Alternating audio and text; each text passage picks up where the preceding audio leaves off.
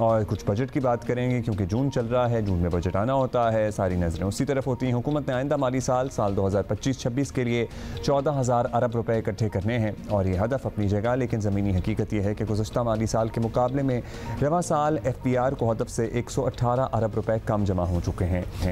हुकूमत की जानिब से उम्मीद दिलाई जा रही है कि बजट में न सिर्फ सरकारी मुलाजमीन की तनख्वाहों में इजाफा किया जा रहा है बल्कि तनख्वाहदार तबके पर टैक्स का बोझ कम करने की संजीदा कोशिश हो रही है। ज़राए के मुताबिक इनकम टैक्स स्लैब्स में 2.5% तक कमी की तजवीज़ पर गौर किया जा रहा है। उधर सूबाई हुकूमतें ज़राई इनकम टैक्स के नफाज पर तहफ़्फ़ुज़ात का इजहार कर रही हैं, जबकि वफाकी हुकूमत IMF से ज़राई टैक्स के नफाज का वादा कर चुकी है। इसी पे हम बात करते हैं। डॉक्टर मिफ्ता इस्माइल साबिक वज़ाना हैं, हमारे साथ मौजूद हैं कि क्या एक्सपेक्ट किया जाए, क्या बेहतरी हो सकती है, किस तरह का बजट हम बनता हुआ देख रहे हैं। मिफ्ता साहब, अब तक जो इत्तलात सामने आ रही हैं, हुकूमत ने 14,000 अरब से ज़ायद का रेवेन्यू कलेक्शन टारगेट रखा है अगले माली साल के लिए। आपको लगता है कि इतना पोटेंशल है, ये कलेक्शन हो जाएगा? देखें, इस साल भी इन्होंने 12,000 अरब रुपया जमा करना है, मतलब ये कि हर पाकिस्तानी से 50,000 रुपया जमा करना है और अगले साल 57,500 रुपये हर पाकिस्तानी से लेंगे, जिसमें वो पाकिस्तानी भी शामिल हैं जो इस साल पैदा हुए हैं, जो 50 लाख 60 लाख बच्चे इस साल पैदा हुए हैं। हुकूमत हर एक्टिविटी को टैक्स करती है। आप मोटरसाइकिल चला रहे हैं तो हुकूमत टैक्स लेती है, आप बैंक से पैसे ले रहे हैं हुकूमत टैक्स लेती है, आप बस में सफ़र कर रहे हैं हुकूमत टैक्स लेती है।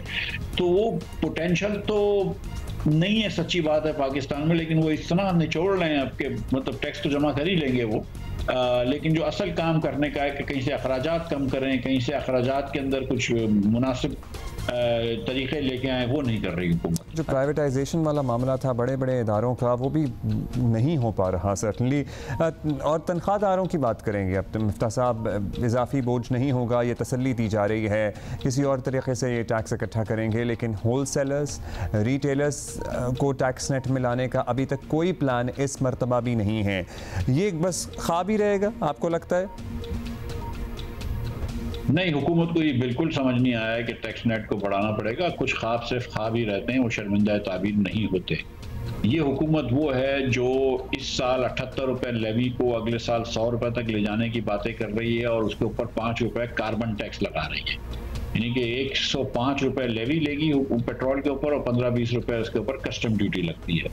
1 लीटर के ऊपर आप 120 रुपया टैक्स देने के लिए तैयार हैं। हर मोटरसाइकिल सवार जो कि रोज 1 लीटर बढ़ता है पेट्रोल, उससे आप रोज का 120 रुपया टैक्स लेते हैं, यानी कि जिसके पास 70,000 रुपए की मोटरसाइकिल है, उस आदमी से आप 120 रुपए का टैक्स रोज का ले रहे हैं, 3600 रुपए महीने का टैक्स ले रहे हैं, लेकिन करोड़ों के दुकानदार से आप जो है वो 3,000 रुपया टैक्स नहीं जमा कर सकते। तो ये हुकूमत ना टैक्स नेट को वाइडन कर सकती है और ना ये बोझ जो है बाकी पाकिस्तानियों पे बांट सकती है। ये सिर्फ नौकरी पेशा लोगों पे और मिडिल क्लास लोगों के ऊपर टैक्स ले सकती है। आपके पास अगर हज़ारों एकड़ की ज़राई अराजी हो, आपके ऊपर टैक्स कोई नहीं है। आपके पास अरबों रुपए के महलात हों, आप टैक्स से इस्तिस्ना है आपको, लेकिन अगर आपके पास एक मोटरसाइकिल है तो आपको 3600 रुपया सिर्फ पेट्रोल के मद में टैक्स देना होगा। जब मिफ्ता साहब, पाकिस्तान जिस तरह की माशी मुश्किलात का शिकार था, आप समेत आने वाले सभी लोगों ने अपना काम किया और सब ने मिलकर ही पाकिस्तान को मुश्किलात से निकाला।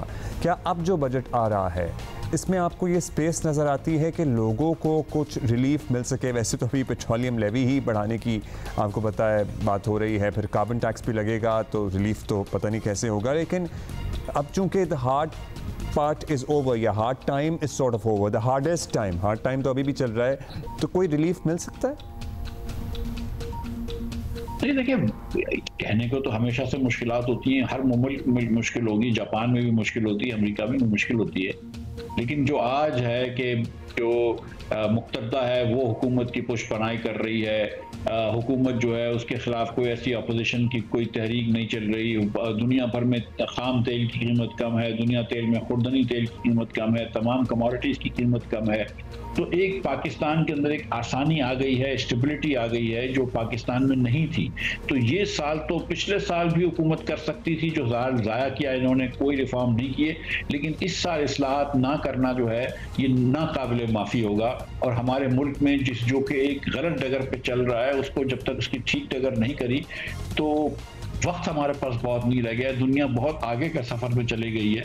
तो हुकूमत के लिए ये ज़रूरी है कि इस साल जो है वो फंडामेंटल इस्लाहात करे, जिसके अंदर अपने अखराजात कम करे। नंबर एक चीज़ जो है ना, देखें, जो कंपनी भी चल रही होती हैं, जो खसारे में चल रही होती हैं, तो उनके मालिकान भी अपने अखराजात पहले कम करते हैं। अगर आपका मुल्क खसारे में चल रहा है तो कोई खुदा न खास्ता ये फ़र्ज नहीं है आपके ऊपर कि आप खर्चे बढ़ाते रहें। आप पहले अपने अखराजात कम करें और उसके बाद अपनी चादर देख के पैर फैलाएं, तो टैक्स भी ना लगाएं।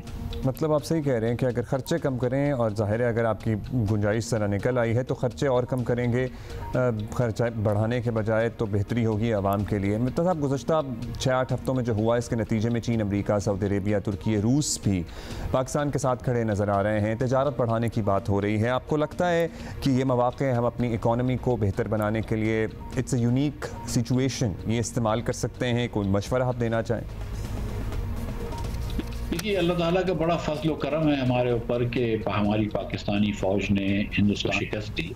ये जंग हम नहीं ढूंढ रहे थे, ये मोदी साहब ने हमारे ऊपर मुसल्लत की अपने इलेक्शन जीतने में, लेकिन अल्लाह ताला ने उनको उल्टा शर्मिंदगी की तरफ धकेल दिया, क्योंकि दुनिया में उन्होंने कहीं एविडेंस नहीं दिया था कि खुदा न खास्ता जिसमें कि पाकिस्तान का कोई इन्वॉल्वमेंट था, तो दुनिया ने भी इनकी सपोर्ट नहीं दी। जबकि वरना तो ये अमेरिका के और रशिया के तो एलाइज हैं। रशिया की पूरी यूक्रेन की जंग में वो रशिया का तेल खरीदते रहे, यूरोप को बेचते रहे, तो ये तो इन सब के एलाइज थे, चाइना के अलावा। लेकिन अल्लाह ने हमको सरफरूद किया है। लेकिन सच्ची बात यह है कि जब आपके 2,70,00,000 बच्चे स्कूल एज के स्कूल में नहीं हों, तो आप ना तिजारत में एडवांटेज ले सकते हैं, ना आप कोई एआई या कोई आईटी की बात कर सकते हैं। हमको अपने मुल्क की बेसिक चीज़ें ठीक करनी होंगी, वरना हम ट्रेड के अंदर एडवांटेज नहीं ले सकते। अगर आप देखें कि दोनों 1950 के मुकाबले में या 1990 के मुकाबले में, तो आहिस्ते आहिस्ते हमारा जो दुनिया भर की तिजारत का हिस्सा है हमारा, वो श्रिंक होता जा रहा है। हम इतने कम तिजारत का हमारा हिस्सा रह गया, आई थिंक 0.12%, कि हम किसी चीज़ का एडवांटेज नहीं ले सकते जब तक कि हम अपने आप को मजबूत ना करें, अपनी मईशत को मजबूत ना करें, अपने बच्चों को तालीम ना दें, अपने बच्चों को सेहत ना दें। शुक्रिया आपका। मिफ्ता साहब हमारे साथ मौजूद थे।